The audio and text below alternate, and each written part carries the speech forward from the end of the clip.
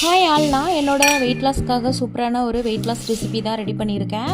அதோட டீட்டெயில்ஸ் தான் இன்றைக்கி பார்க்க போகிறோம். அந்த காலத்தில் ராஜாக்கள் மட்டுமே சாப்பிட்டுட்டு இருந்த கருப்பு கவுனி அரிசி தான் நம்ம இதுக்கு யூஸ் பண்ண போகிறோம். 2 டம்ளர் கருப்பு கவுனி அரிசி, 1 டம்ளர் கொள்ளு பருப்பு, அது கூட அரை டம்ளர் கருப்பு உளுந்து, உடச்சி உளுந்தாக இருந்தாலும் பரவாயில்ல, முழு உளுந்தாக இருந்தாலும் பரவாயில்ல. அது கூட ஒரு 25 கிராம் சுத்தமான மிளகு. இது எல்லாத்தையும் நல்லா பொன்னிறமாக வறுக்கணும்.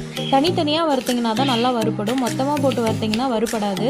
நான் நல்லா தனித்தனியாக வறுத்து எல்லாத்தையும் மிக்ஸ் பண்ணி மிக்சியில் நல்லா அரைச்சி எடுத்துட்டேன்.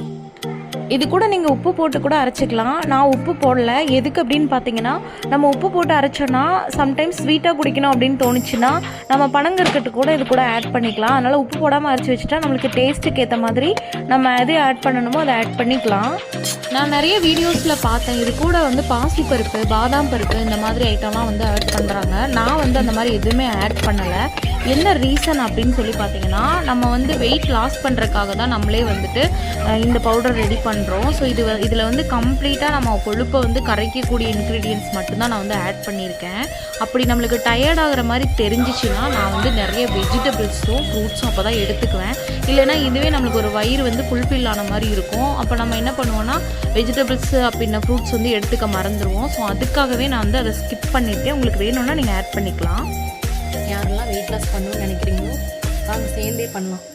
கண்டிப்பாக ரிசல்ட் இருக்கும். ரொம்ப சிம்பிள் தான். இன்றைக்கி சூப்பரான வெயிட் லாஸ் ரெசிபி வீடியோ பார்த்தாச்சு. அடுத்து நல்ல ஒரு வீடியோவில் உங்களை பார்க்குறேன். Bye bye, Tata.